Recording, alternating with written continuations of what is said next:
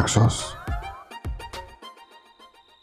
আমার তো মনে হয়েছিল ভাই ওই দালাল যে দালাল করে পিলারের সন্ধান না দিছে না, এই দালাল বোধ হয় যে চুরেরে পাঠাইছে।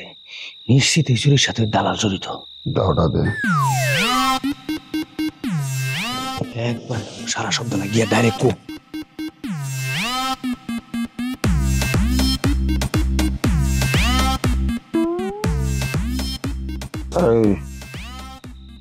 কি করস? আমি আমি আমি আমি মাসুদ কিছু করি না, দাঁড়ায় রয়েছি। মাসুদ? তুলো ভাই, দাঁড়া, হাতে দাও। কি করস? এখানে দাঁড়াই দাঁড়ায় পাহারা দিতেছি। পাহারা দিতেছ?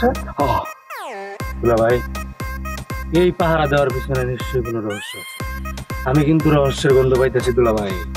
এই পাহারা দেওয়া আমগরে ছাড়া তুমি একলা একলা পাহারা দিতেছো, বাদ বাকিটা দুলা ভাই একটু বুঝে। দুলা ভাই বিশ্বাস করেন, এই পাহারার মধ্যে কোনো সন্দেহ নাই, কিচ্ছু নাই। টাকাটা আমি খারাইছি, পুঁজিটা আমার ছিল, এটার প্রতি মায়া আমার বেশি, এর লাগে আমি তারা রয়েছি। বিশ্বাস করেন, একদম কলা সই করতেছি, কোনো দুই নম্বরই নাই। আমি একলাই মায়া, আমরা এত কষ্ট করছি, এত পরিশ্রম করতেছি, তোমার আগে থেকে আমরা আরো করতেছি, আমগর কোনো মায়া নাই না? বিশ্বাস করেন দুলা ভাই, এর মধ্যে দুই নম্বরে কিছু নাই। যা বিশ্বাস করলাম, তুই এনে একা এসেছিস কি লেগে? ওয়াদার কথা তোর মনে নাই? দুলা ভাই মনে তো আছে, কিন্তু মন তো মানে না। মন চাইতেছে কখন প্লেয়ারটা দেখবো, আবার দেখা বেসমু, বেশা কোটি কোটি টাকার মালিক হবো। দুলা ভাই ওই যাইতেছিলাম বাড়ির দিকে, পারবো একটা আবার দুই নয় একটু দেখা যাই। তাহলে কথা ঠিক আছে, তোর মতো আমারও মন টানচান করতেছিল, তাই জামশেদরে নিয়ে আইসি, একটু দেখে যাই।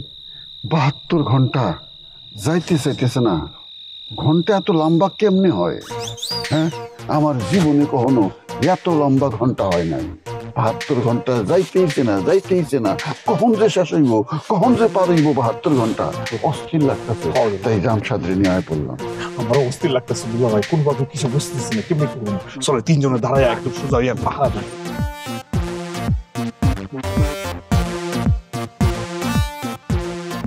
রফিক, রফিক, এই বাড়িতে কে আছেন? ঘরে কে আছেন? বের হন। পুলিশ, আসসালামু আলাইকুম। আপনি আমাদের বাড়িতে? আপনার বাড়িতে না আসে তো আর পারলাম না। আরে আপনি আমার বাড়িতে আসবেন না কেন? অবশ্যই আসবেন। আপনি ভিতরে যা বসেন, আমি আপনার জন্য ফার্স্ট ক্লাস করে এক কাপ চা বানায় নিয়ে না আসি। না, ভিতরে বসবো না। রফিক কোথায়? সে তো বাড়িতে নাই স্যার। স্যার বলেন তো কি হয়েছে? আমি ভেবেছিলাম রফিক ভালো হয়ে গেছে, সে জুয়া খেলা বাদ দিয়ে এখন প্লেয়ারের ব্যবসা ধরছে। প্লেয়ারের ব্যবসা যে অপরাধ সে সেটা জানে না। সে তো ইন্টারন্যাশনাল গ্যাংয়ের সাথে জড়িত আছে। এই যে দালাল, এই দালালে ধরছি আমি, দালাল তো তার নাম বলতেছে। স্যার রফিক তো 2 দিন হইল মানে মুখে বলতেছে যে পিলারের ব্যবসা করবে, কিন্তু ব্যবসা তো শুরু করে নাই। দেখেন, একদম মিথ্যা বলবেন না। এই যে রফিকের কাছ থেকে প্লেয়ার কিনছে, আবার প্লেয়ারের কথা বলে রফিক মানুষের কাছ থেকে টাকা হাতিয়ে নিচ্ছে। তাদের ধরতে না পারলে এবারে যুব সমাজ তারা ধ্বংস করে ছাড়বে। আপনার জামাই যে অপরাধ করেছে, এবার তাকে শাস্তি পেতেই হবে, বলে দিলাম। তাই চল।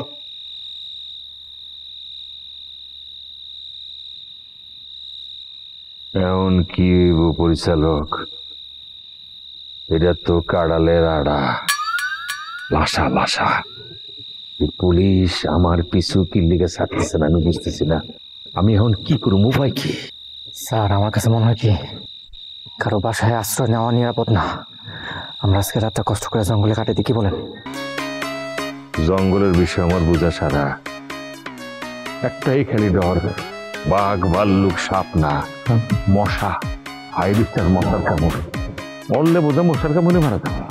স্যার একটা দিন কষ্ট করেন, জেলে যাইতে স্যার, বুঝতেছেন না কেন?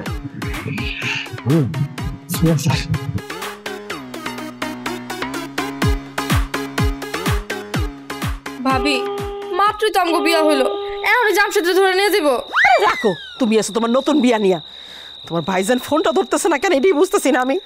টেনশনে আমার মাথাটা ঘুরতেছে। ফোনটা তো ধরুক। দুলা ভাই আপনার ফোন বাজে। এতবার ফোন দিতেছো কে?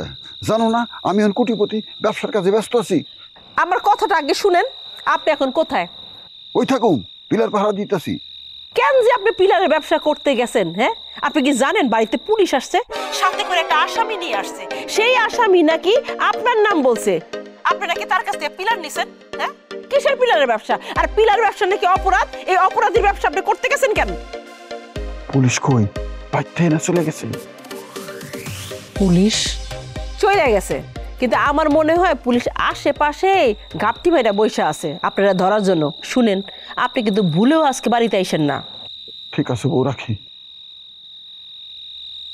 ভাবি, আমার জামশেদ ওর লগে কথা হয়েছে? 2 দিন হয়েছে বিয়া, হ্যাঁ? জামশেদের জন্য একটা কলজা পুড়া যেতেছে। বাইরের খবর নাও, বাইরের খবর নিতে পারতো না, জামশেদ করতেছো, অসহ্য।